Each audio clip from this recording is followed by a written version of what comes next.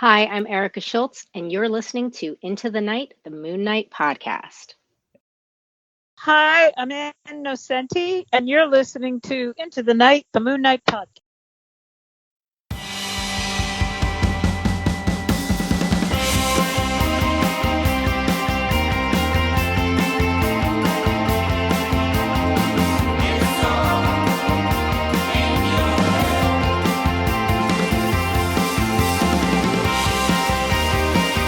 Yes, welcome back, loony listeners. You are listening to Into the Night, the Moon Knight podcast. This is episode 298, and you are with your High Priest of KHONSHU, Rey. G'day, and we've got a special episode for you. Apologies for the lateness of releasing this. Just had a chock-a-block, load of recording over the last few days. I haven't been able to edit some episodes, but fear not. We've got this awesome episode for you, which includes two very, very talented creators and also, just two wonderful people in general. Rebecca and I managed to speak to both Erica Schultz and, of course, industry legend Ann Nocenti. Before any of that, of course, a big thank you to all our patroonies, as well as our principal sponsors, Drew Toombs, Daniel Doing, Frank the Think Tank, and Odin Sword. Dreamland Comics from Schoenberg, Illinois, and of course CLZ Comics, CLZ from collectors.com. So anyway, loonies, we pre-recorded these two chats with both Erica and Ann Nocenti.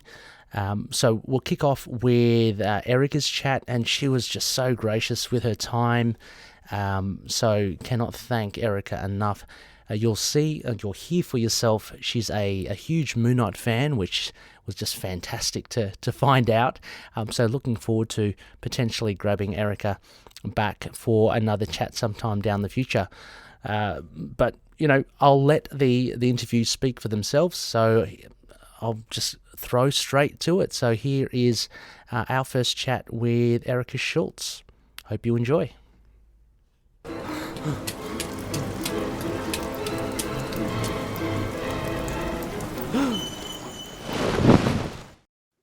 Hello, Erica. Welcome to the show. Welcome. Thank you for having me. Thank you very much for having me and for being patient with my internet. Oh, no worries. No worries. I love had internet problems. Oh my gosh, haven't we? I could tell you stories about how we have gremlins during the show. But thank you so much for jumping on. Now, of course, not that long ago, Moon Knight Black, White and Blood issue 3 came out. So with the likes of Ann Nocenti and Jim Zub, your story was kicked off the issue. Wrong Turn. So we wanted to chat with you about that story, because I actually heard you in another podcast in the lead up to the release of Black, White and Blood, and you were saying, you were talking about Moon Knight. But I wanted to ask you how it came about. Like, how did it come about you being featured in an anthology for Moon Knight? One of the retailers that we follow each other on Twitter reached out and said, "Hey, did you know they're doing a Moon Knight anthology?" Because he knew that I was a big fan of Moon Knight, and I had pitched Moon Knight multiple times to Marvel, and I had sort of, varying levels of getting it across the finish line. Nothing went 100% across the finish line, but I got pretty close on some of them. So Bob had mentioned, hey, they're doing a Moon Knight anthology. I don't know if you were aware. And I said, this is great. I'm going to shoot off an email to an editor and find out. It's funny because both Marvel and DC are very sort of regimented and like segmented. Like, so there's like the Avengers editors, there's the X editors and things like that. And I don't always know who's in what what office. So I basically just will send an email and say, look, I know you're probably not the right person, but could you point me in the right direction? And Alana was fantastic and said, oh yeah, Tom Brevoort is heading that up, which I, of course, then, shuddered because I'm terrified of Tom Brevoort. I think I met him in person once prior to, like, when I did the Revenge Secret Origin of Emily Thorne, back in like 2014, 2015. I met him in person and I was terrified of him, and I'm still terrified of him. And if you're hearing this, Tom, I'm sorry. Please make me not terrified of you then. So I sent off an email saying like, "Hi, how are you? I'm Erica Schultz. I've written Daredevil for you people, and and Revenge, and I'm a big Moon Knight fan, and I would really love to throw my hat in the ring." And Tom wrote back and said, we've got a lot of people are sort of vying for places, so get your pitches in fast. And I was like, well, you see, I already have like 7 pitches written out because this is because this is who always I come am. prepared. Yeah. And I just sort of like fired an email like almost immediately back, being like, "Here you go. What about these?" And I think he was kind of like, "Wow, you're extra." I'm editorializing what was actually going through Tom's head. But we had a couple of back and forths by email, and he liked the idea of having a story starring Jake Lockley. And so, and it's this idea of like, okay, so you have like 2 or 3 sentences as the pitch. Okay, blow that out a little more. Give me some more of the details. And then, okay, so blow that out even more. How are you going to break that down into 10 pages? That kind of thing. And we just sort of went through that process. And when he mentioned that I was going to be working with Dave López, I'm a huge fan of Dave López's work. Between like Justice League and just Ms. Marvel, and phenomenal work. And I was just sort of like, oh wait, are we talking about the same Dave López?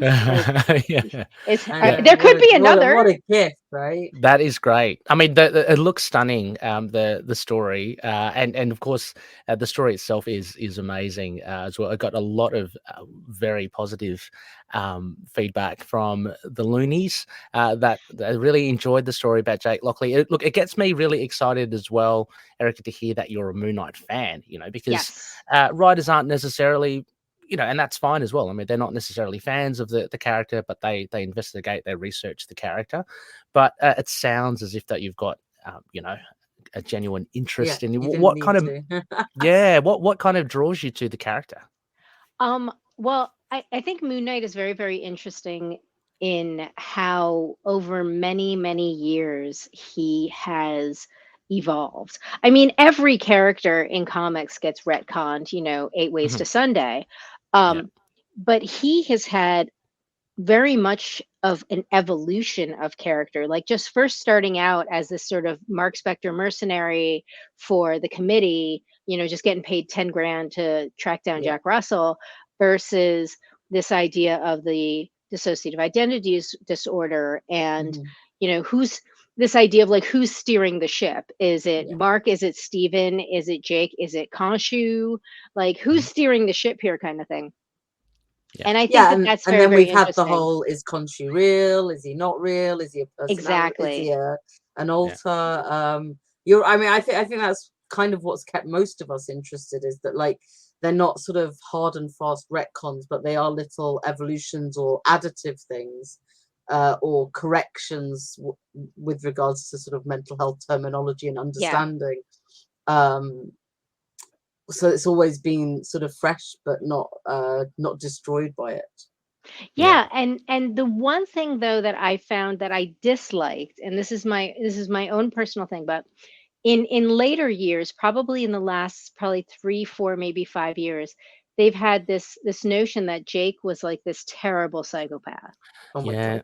And you're gonna be celebrated so much in our family. Well, so my dad, I grew up right outside of New York City. My parents were raised in New York City. My dad drove a cab in New York.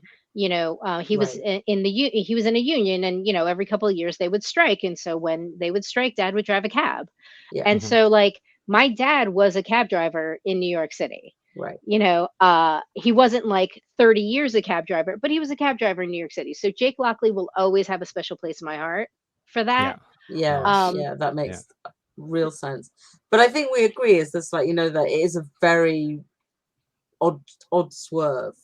Yeah, it is, because if you think about it, Jake was always the man of the people, Yeah. like Jake was the Yep. one who was with On the Crowley ground. and Yes. Gina and was always like an uncle to Gina's boys. Yeah. Um, so I wanted to sort of capture that. Mhm. And one thing that it's funny, I was trying to explain Moon Knight to my mom when the show first came out, Yeah. and I was saying, Jake, Steven, and Mark, none of them are slouches. Like they're all very capable. Yeah. But they're capable in different ways. And, like Mark is very strategic. Steven has his own sort of way of sort of, manipulating a situation, using the wealth to manipulate a situation. And Jake is very down to earth, very like straight shooter kind of, I talk what I mean what I say and I say what I mean kind of thing. Yeah. Yeah. And Yeah. but they can all throw a punch, and they can, and they can all handle themselves. So I wanted to show Jake, being very sort of wisecracking, but also knowing what was going, like he's no slouch. He knows what's happening. And he's capable of figuring out, okay, how am I going to fix this situation? And the idea of having Moon Knight there, but not there. Yeah. Was this sort of back and forth, like this idea we talked about, like, should he physically be there? Should he be like in a thought balloon coming out of Jake's head? And both David and Tom were sort of going back and forth, because originally when I wrote it where some scenes you would see him in the back seat, some scenes you wouldn't. Right. And it started reading a little confusing. Right. So then it was that idea that like he's in the back seat, but he's completely in Jake's head. And then, little things that the robbers would pick up on, like, what do you mean we? Like, who's we? Yeah. We have this covered. What are you talking about? Like that kind of thing. Yeah, no, it's really good. I like the fact that Jake is, just quietly confident and just relaxed at the whole situation. As you say, he kind of knows, he's got a handle of what's going on. Yeah, he knows what he's doing. He knows what he's going to do once he works out what he's going to do. And it's not like this alter. He's just a guy that is kind of caught out of his depth. So I like that confidence in him as well. I think I like how the depiction of Moon Knight works. How he kind of squashed in between the bank robbers, and he was talking to him. I really enjoyed that. I noticed Jake Lockley, was it just as a little thing, decision no moustache in this instance? No, when Dave was originally going to draw him, it was around the time that the Moon Knight show was going to come out. Right. So Dave's initial thing was, I'm going to draw him to look like Oscar Isaac. And that was sort of like the initial thing, because we didn't know, initially, I didn't know whether I was going to be in issue 3 or issue 4.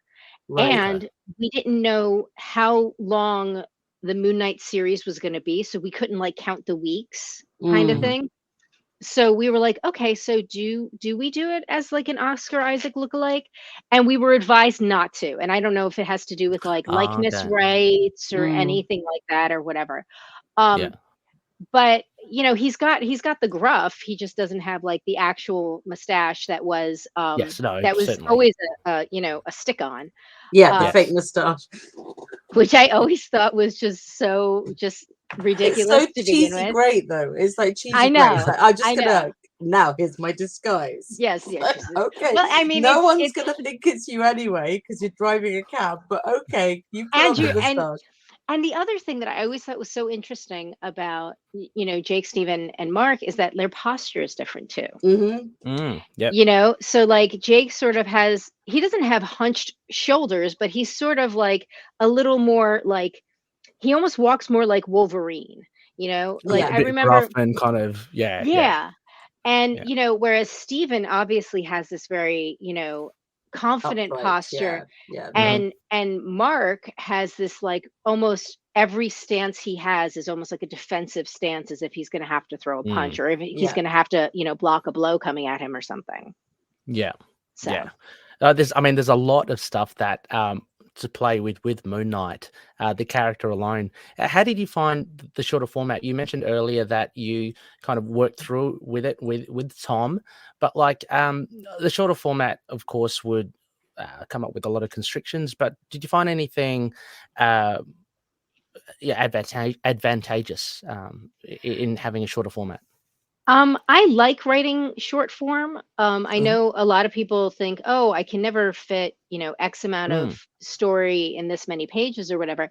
But I actually, I really enjoy doing short form because it means that you have no, you really have no way to keep excess, BS in the story.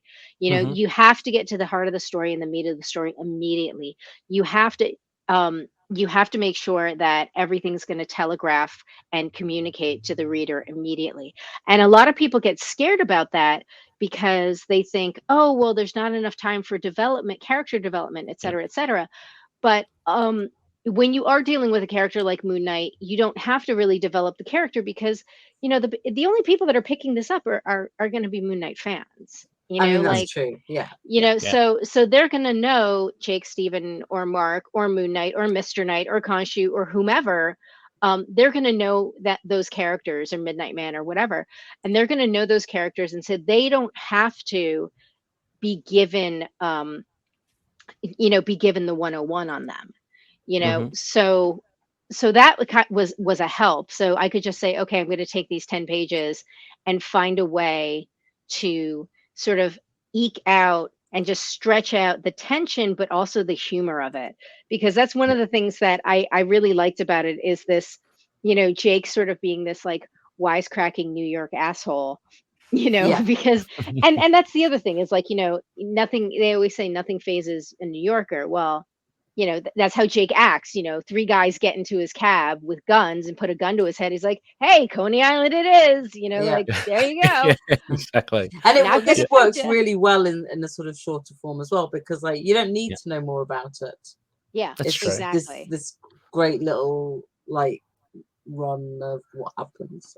Yeah, I like how brazen, like how just cheeky Jake is here. Like he even suggests they whiz past Jenna's diner and he asks if anyone's hungry. Like, these are guys with guns at the back, Yeah, he wants to give Gina some business. Yeah, he's always trying to help her pay the bills. Exactly. Yeah.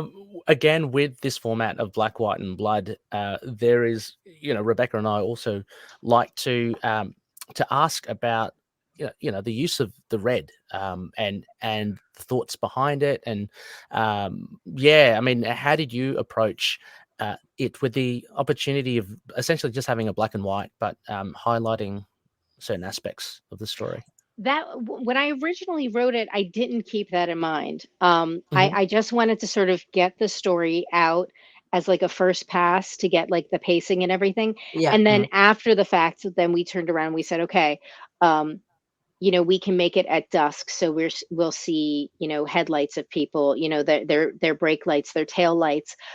He's going toward Coney Island because originally I had him in Manhattan and then going toward Coney Island. I had him, in Lower Manhattan, and then and then we had a whole discussion. It's like, okay, well, if he's in Coney Island, if you're in a certain part of Brooklyn, you're going to be able to see the big wheel. You're going to be able to see all that stuff. So in the distance, you could have the bright lights of Coney Island, of the boardwalk and stuff like that. And and David did that great, the neon on Gina's diner, which I thought was great. Yeah.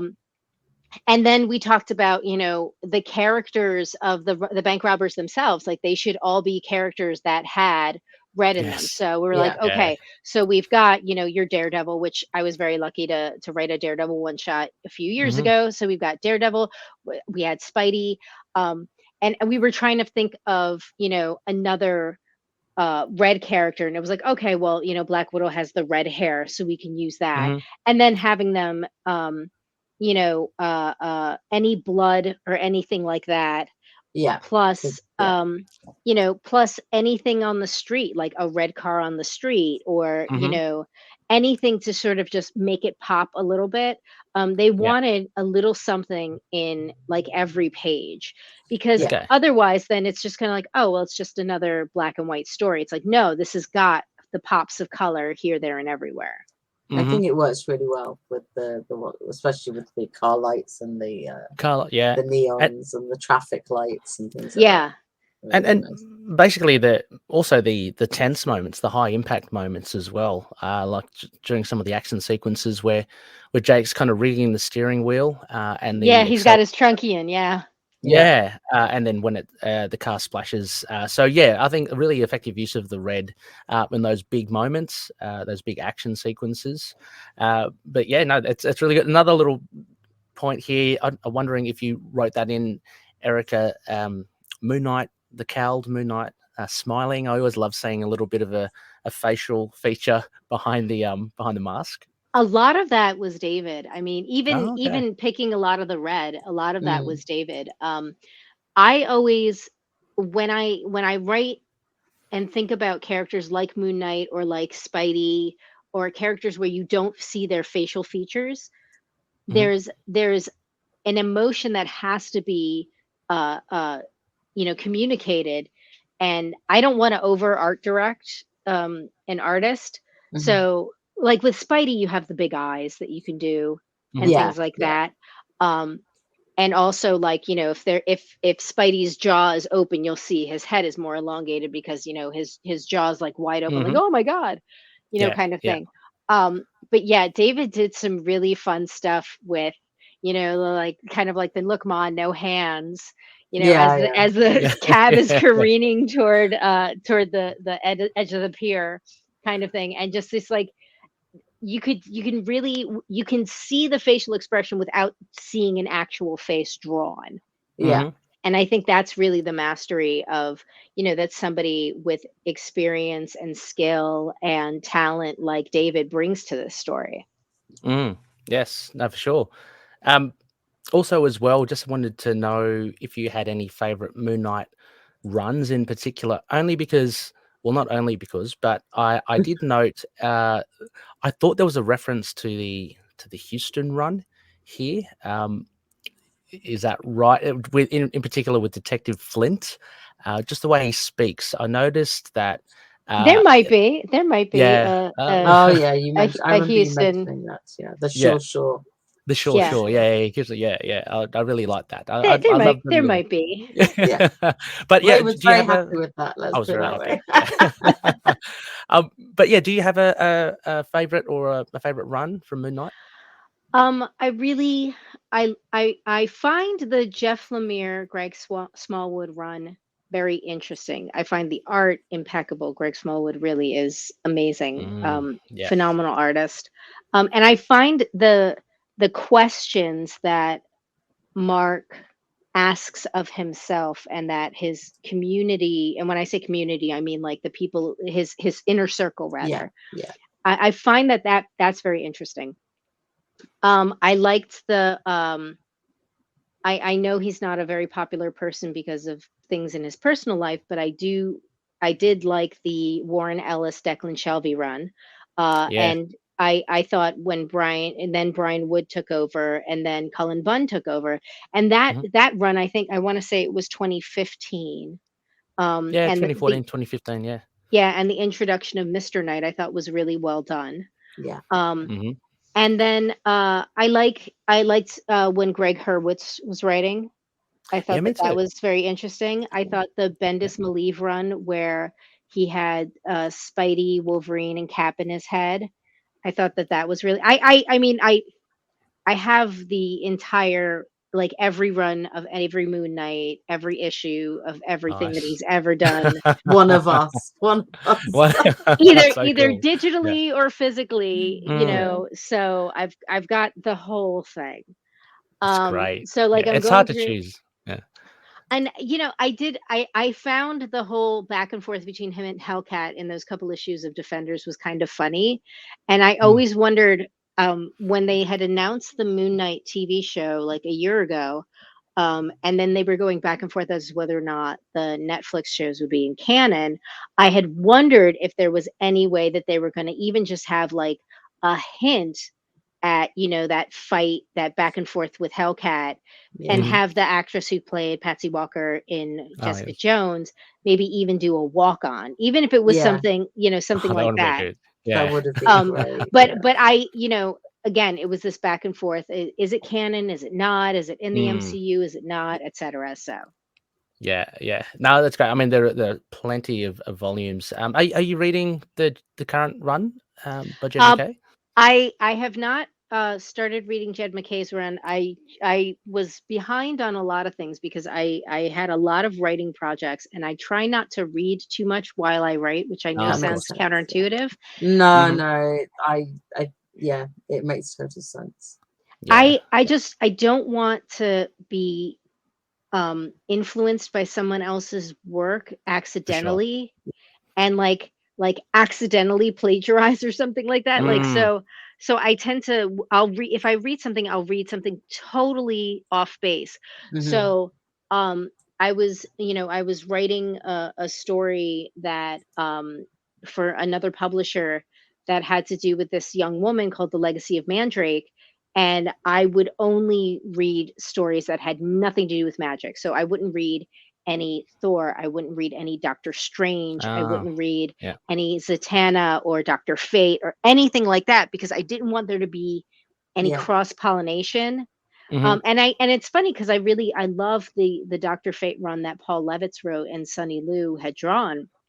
I love that run, and I go back to it. But I was like, no, you're doing something with magic. You cannot read Yeah, that. Like, yeah. keep it on the shelf, kind of thing. Yeah.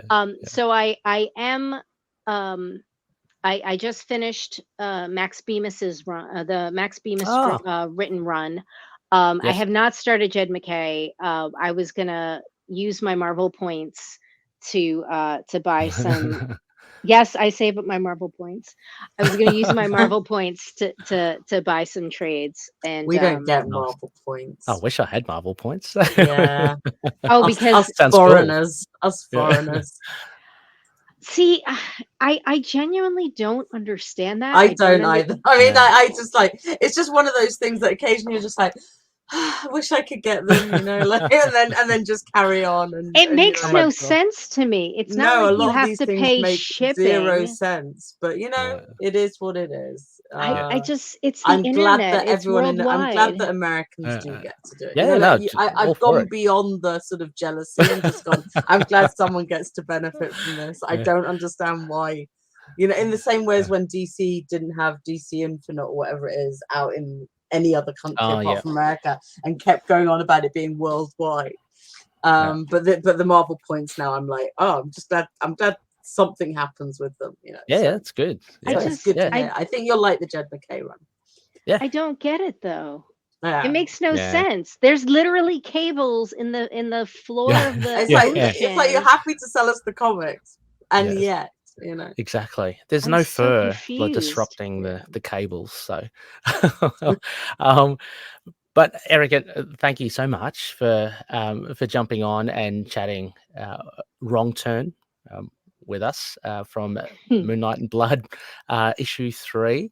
It's awesome. Have you got anything that you'd like to shout out or give a plug to? I do.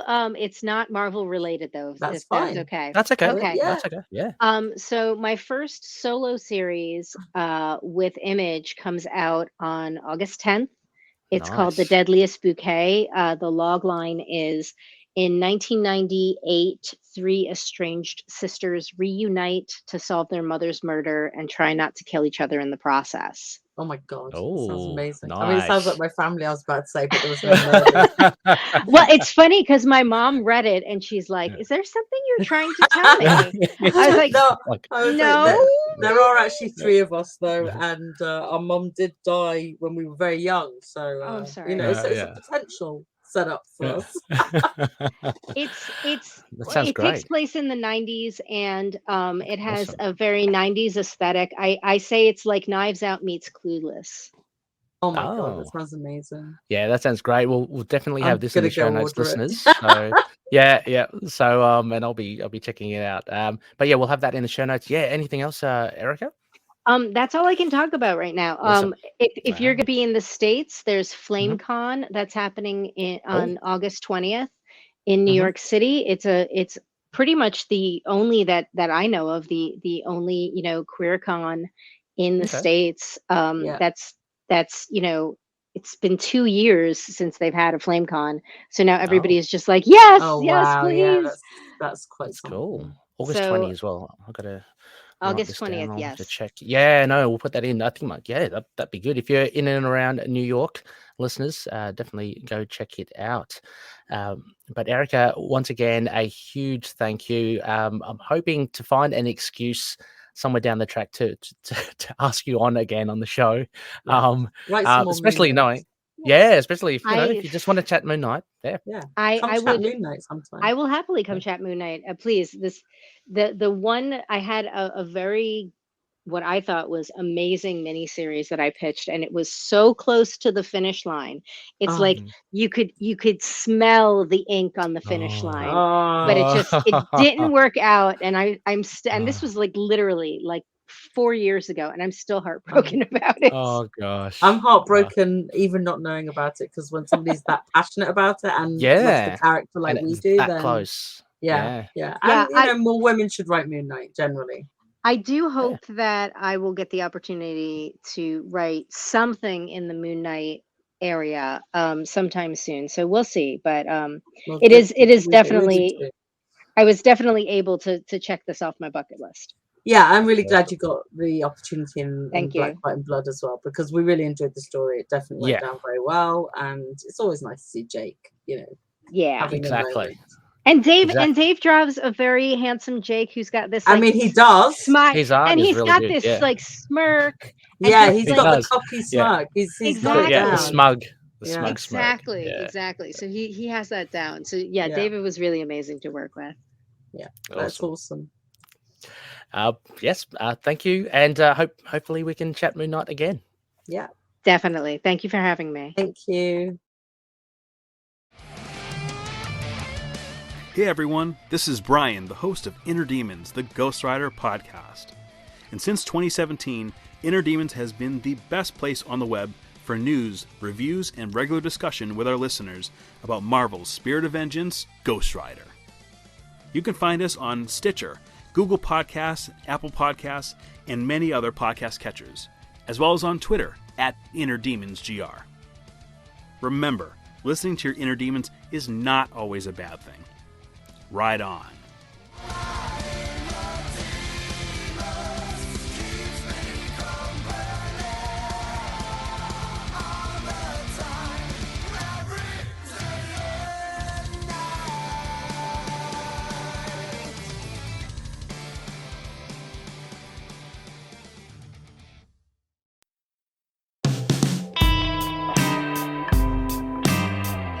Yes, welcome back, loony listeners. You are listening to Into the Night, the Moon Knight podcast. These are some creator chats, some chats which both Rebecca and I have been fortunate enough to conduct, all to do and in and around the Moon Knight Black, White and Blood anthology. So these two creators that you'll hear on this episode, Erica Schultz and Ann Nocenti, both writers of Moon Knight Black, White and Blood issue 3.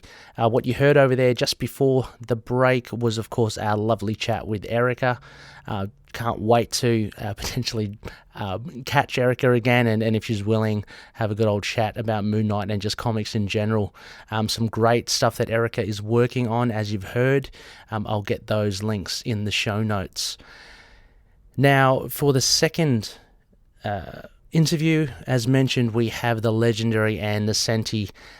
So now what I'm going to say is that just really fortunate that we were able to catch Ann. A huge thank you for Ann for being so patient. Those gremlins caught up with us yet again, but we managed to record it over Skype, over the phone with Ann.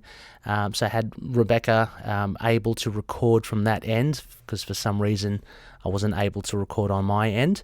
So yes, so you'll notice just a difference in the audio quality, but it's still, it's still very easy to hear both Anne and Rebecca and myself, of course.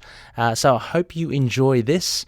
This was great. I can't believe ended up being able to talk to Ann Nocenti as well.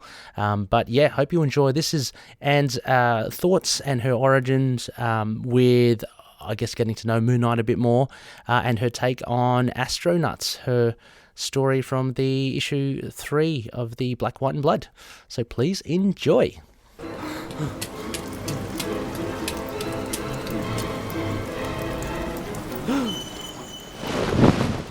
Hello, and thank you so much for joining us. We've had a few little gremlins along the way, but we're so glad to hear your voice finally. Nice to be here.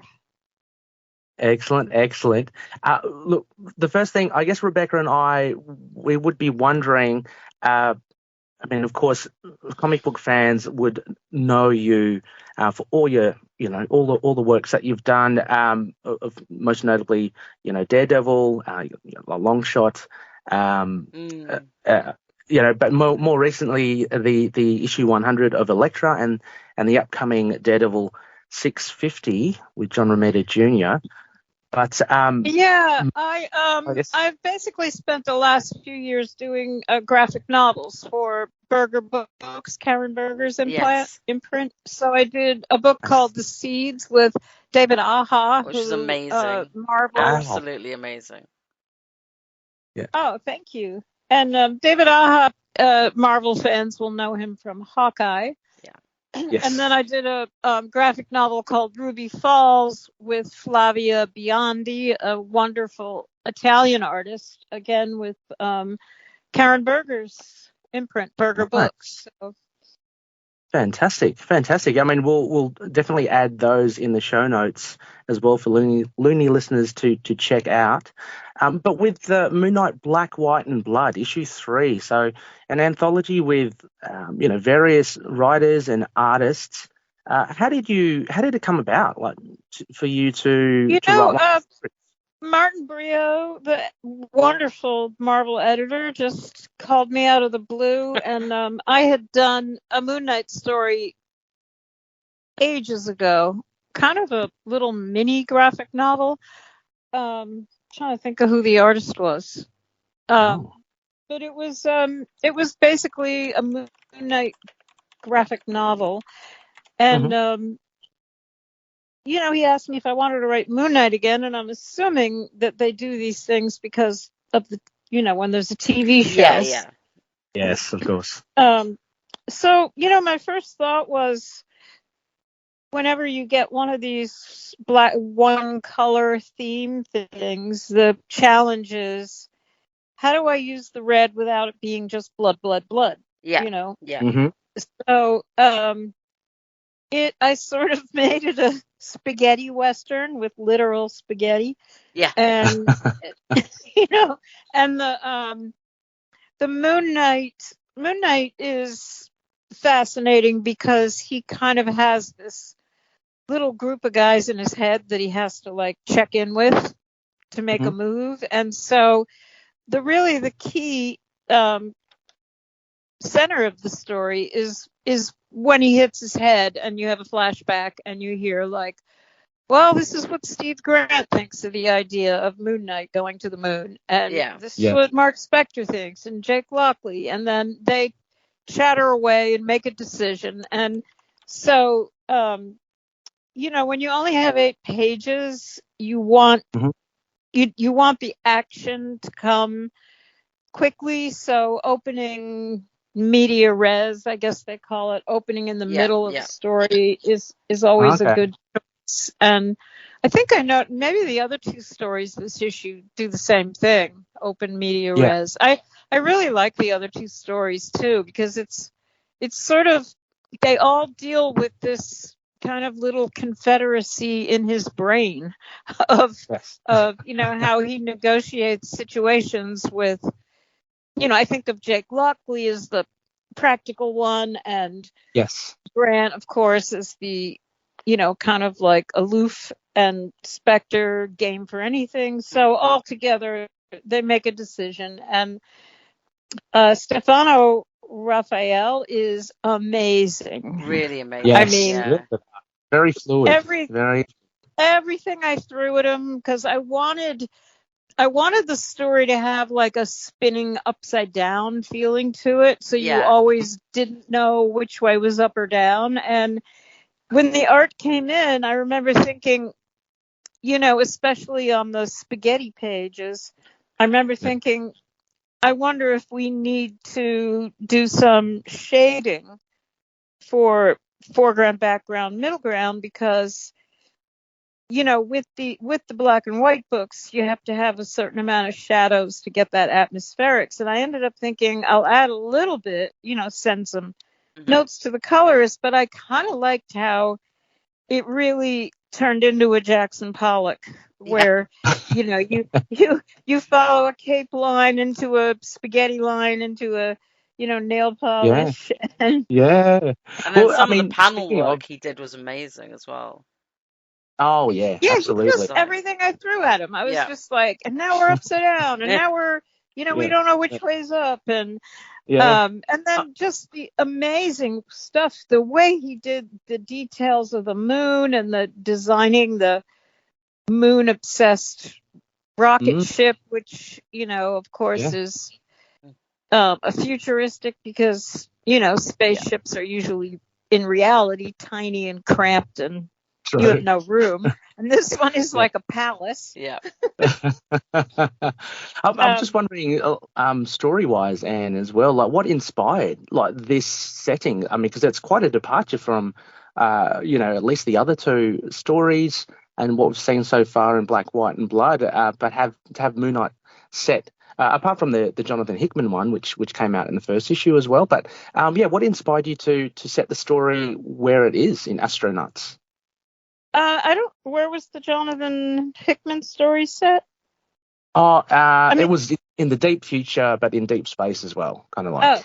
It was so not the space. moon. I mean, it's kind of a kind of an obvious. I thought it was kind of an obvious idea at first. I was like, hey, let's send Moon Knight to the moon and then test his, 4 personalities and what happens when as they draw into the power source of their, of Moon Knight, or at least symbolic power source, because I guess now he's the god. It's a god.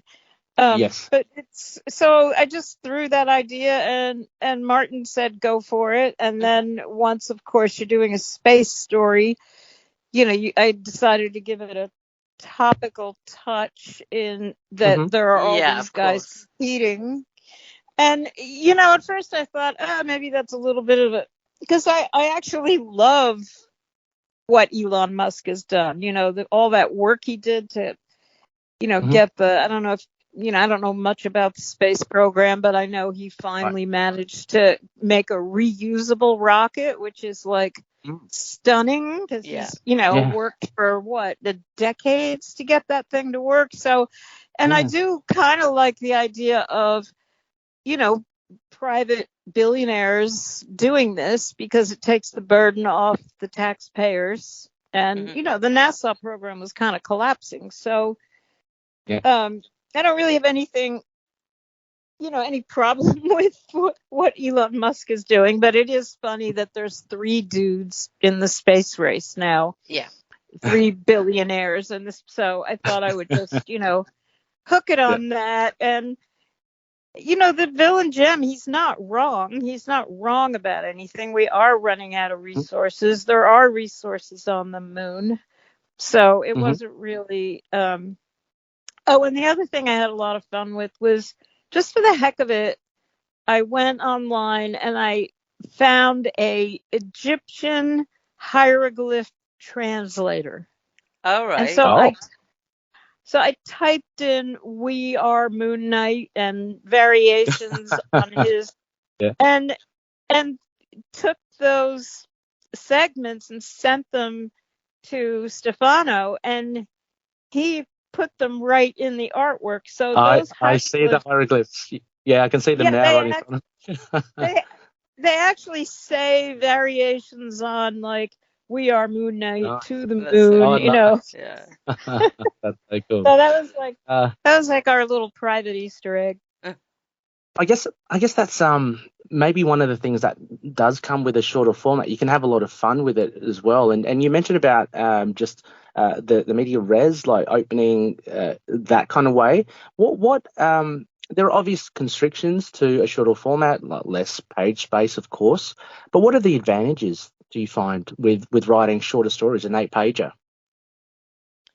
I mean, they are really difficult, but you can kind of just do a little ditty. And for me, it's, you know, the idea of the reality of space flight and populating the moon and Mars is that it will be quite horrific. You know, it'll be tense and scary all the time. You're in these kind of claustrophobic environments that, you know, there's so much that can go wrong. And it's just, you know, so I started thinking about that and decided to do a kind of just use this triad of 3 people, each with their own agenda. And they're all their agendas are hidden, and to see how, and then of course there are fun stuff like, gee, is there such a thing as centrifugal force canceling out zero gravity? And, you know, I researched it and found out, yes, you could possibly do that. I don't know if you remember when you were a kid, you'd go to like the hellhole at Coney Island or something, and it would be just this cylindrical force, and you'd be plastered against the wall. I've definitely done one of those, and it was terrifying. Yeah. So you know, that's fooling around with like with that, and wanting that sense of like, this is what a space journey is. It all seems like normal and right side up, and then you click a button and it's chaos and what's going on, and you know. So I you know, we had a lot of fun, and I just was really impressed with Stefano. He's I mean, things like, you know, designing gem. I just said, you know, like a gemologist glasses with multiple eyes, and the multiple eyes are all, you know, and he just did such a great job on the design. Yeah. I thought the use of red was great in it throughout. Yes. Yeah, and I love the idea that, I mean, the way that you framed it there, and with it being a spaghetti western in space, it's just so cool now, because, like, you know, it kind of evokes that kind of look, you know, splattering, you know, things flying in the air, you know, people drifting around. It's really good, really cool. And I really did. I enjoyed the other 2 stories a lot. I mean, they're just, that first one is so much fun. Yeah, I think they work really well together as a sort of 3 very different stories of Moon Knight. Yeah, they all address his central thing, which is, you know, I mean, there's a lot of mythology. You know, you have a devil on one shoulder, an angel on the other. You know, you have like schizophrenia, you have all these things, that the voices in the head, and how he manages the 4 of them, or maybe there's 5 now with that new guy in the suit. They have a collective conscience, and they keep each other in check. And that's kind of the beauty of this character. Yes. Well, I was about to ask as well, like, your connection, like, to Moon Knight. I know that, as you mentioned, you wrote an early story, but are you a fan of Moon? Are you a casual reader, or are you well into the lore of Moon Knight? You know, I haven't read a Moon Knight comic in forever. So, but when I first started in comics, it was the 80s, and I made friends with Bill Sienkiewicz, and he was drawing Moon Knight. Yeah. And I became, like, I fell in love with his Moon Knight. And, you know, so that was very exciting, because he was, you know, he was very influenced by Neil Adams. And so he was doing this elongated limb Moon Knight, and everybody was sort of wild for it. And then as an editor, I ended up putting him on the New Mutants and said, you know what, do whatever you want. And we would look at a lot of art books. We'd look at Ralph Steadman, you know, with the Oh, I googly love eyes. And he put that right into the comic with Warlock. And, Yeah. you know, he had this kind of like Bob Peak poster flash that he combined with just having like multiple voices. I mean, it would be interesting to see the new Bill Sienkiewicz, who has developed such a repertoire of art styles. It would be amazing to see him go back and do a Moon Knight story, because you know, he could really then do the fractured personality. Yeah, I've seen the odd covers that he's done more recently for Moon Knight in variant covers, and yeah, they're just astounding. Like, you know, his style is it's refined really well. So yeah, I mean, I consider that he changed the course of comics. I mean, when he brought that eclectic expressionistic style into a comic book, the doors flew open. By the time he did Elektra and then Stray Toasters, the doors were just blown open for what you could do in comics. So I think, you know, my Moon Knight was Bill Sienkiewicz's Moon Knight, and then I didn't really stay up on him. I haven't even watched the TV show yet. Is it good? Okay. We enjoyed it. It's quite divisive, but we enjoyed it. It is. Yeah. Oh, why is it divisive?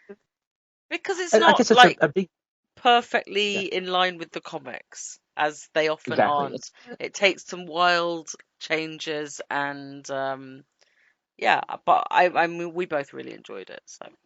Well, it's a different medium. It's not supposed to be a comic. I mean, I always find that, you know, that's one of the points, is to make it filmic, because you do so many things with a film that you can't do in a comic, and vice versa. So, you know, I remember like the divisiveness around WandaVision, and I thought WandaVision was just brilliant. I thought that was just like stunning. And and there were endless complaints about that one, and I was like, you know, relax. That's how I feel a lot of the time. It's like, just relax. You know, you can still read the comics as well. You know, that's always my take, is that the comics don't get destroyed by any of this. It's just they need to make it work, and it is a different medium, and you know, you're working with different constraints, because anything you can do in comics, you can't necessarily. You know, and sometimes, you know, you're not going to have an ongoing that's going to go for decades, even in multiple mini runs. So you need to make it work as a proper story. Yeah. And I'm one of those people that thinks, you know, the essence of a character is the essence of a character, and so you can take the rubber band and stretch it as far as you want. Moon Knight will snap back to being Moon Knight. Yeah. You know, and that's why, you know, you want to try a female Thor or a female Wolverine, or whatever you want to do, it's all good. Yeah. Because as long as you respect the essence of the character, it will snap back to, you know, what they call the classic Coke, you know? Yeah. The classic. Yeah, I believe the TV show really does keep the essence and the character of Moon Knight. So in that regards, I think it's quite accurate, you know, to and aligns with the comics with that. But as we said, it's divisive. So everyone's got personal tastes and differing tastes. And that's so that's you fine. guys are both Moon Knight fans of Moon Knight. What are your takes on Moon Knight? Rebecca, you want to go first? I've always wanted someone to like dive into some of the stuff about a Jewish guy and an Egyptian god a bit more. So I don't think we've had that quite as much, because great idea. Yeah, it's just like, and I think somebody will eventually, because it's right there and for the taking. But I came into it because my sister threw me a comic and said, he's Jewish, read that. And then she kind of fell off, and I kept going. And I've always wanted that to do, but I think, you know, because we're getting, but I love that we're now getting some really sort of different stories with him. Like I love the whole red, white, black, white, and blood, because it's just literally things that wouldn't necessarily fly in longer form, but it's just so nice to see people having fun with it, and taking some of these kind of elevator pictures and fleshing them out, and just giving us a taste of what else could be there, because we're so used to like sort of the standard that we've had. I love your idea of a comparative religion, storyline where you'd get all rabbinical about comparing original texts, and that would be fascinating.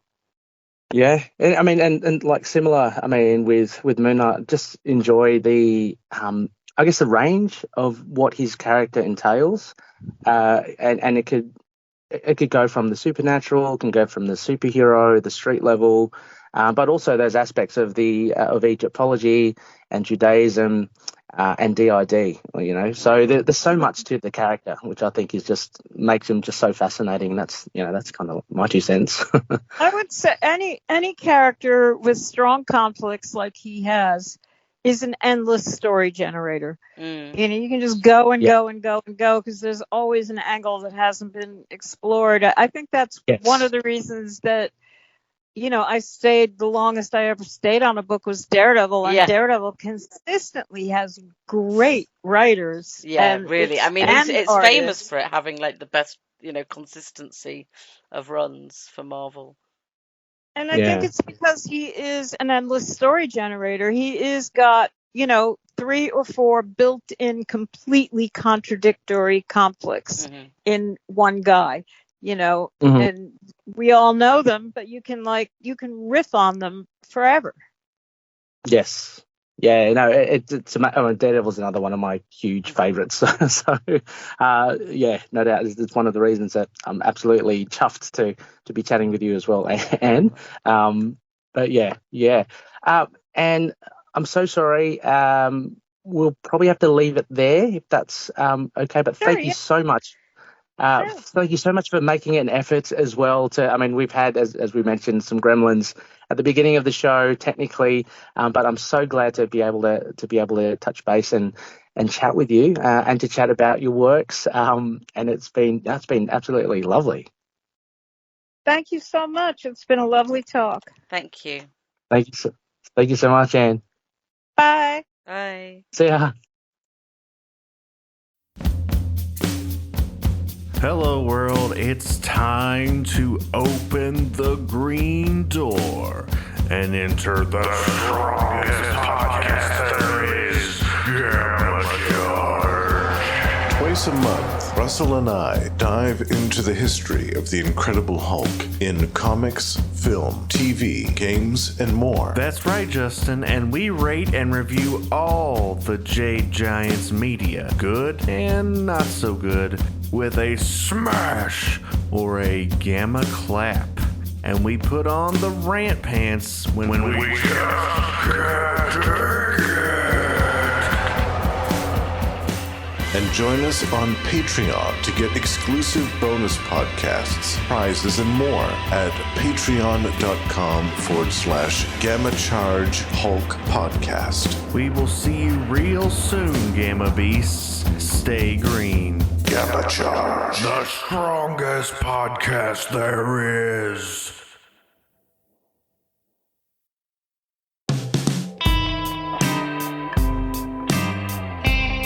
Yes, Loonies, that wraps us up for this episode. I hope you enjoyed both of these mighty fine, enjoyable chats that Rebecca and I had with just these fantastic comic creators at the moment. As mentioned as well, please check out the show notes for all of the stuff they've mentioned. Hopefully Rebecca and I can chat with some more creators down the track. We've only got, I think, one more issue for Black, White and Blood. So, fingers crossed, we're already kind of working at potentially getting a creator on again for another chat. But hope you enjoyed it, Loonies. And next phase, just keep your eyes peeled up in the sky at the phase of the moon and on our social media platforms for what lies up ahead. A little bit of a shout out, I have been busy, a new project in collaboration with those boys over at Tomes of Evil. I'm absolutely chuffed. Predator and Prey, the Predator and Prey podcast. So we recorded our first episode. If you like the Ucha or Predator, or if you enjoyed the Prey movie that was just recently released in early August, go check it out. Best port of call would be at Prey. Oh, sorry, I'll get that right. At Pred Prey Pod. That's Prey, obviously, with a Prey. So Pred Prey Pod. Go check it out on Twitter. What is Twitter? Twitter, Facebook, or YouTube as well. We've got our first live streamed episode, and the audio podcast version should be available shortly as well. Look, while I'm just here to wrap things up as well, go check out To Know Her Is to Fear Her, the other show that I do all about Spider-Woman with the inimitable Sharon. It's always so much fun chatting with Sharon.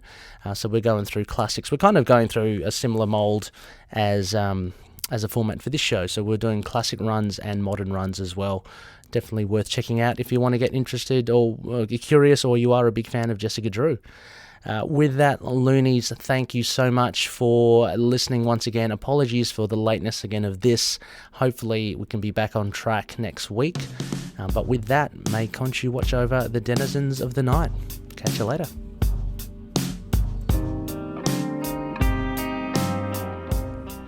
Moon Knight and affiliated characters, stories and events are properties of Marvel Characters Incorporated. Materials used and discussed within the podcast are intended for critique and review purposes only under the fair dealing concept of the current Copyright Act. The views, information or opinions expressed during the podcast are solely those of the individuals involved and do not necessarily represent those of the copyright owners.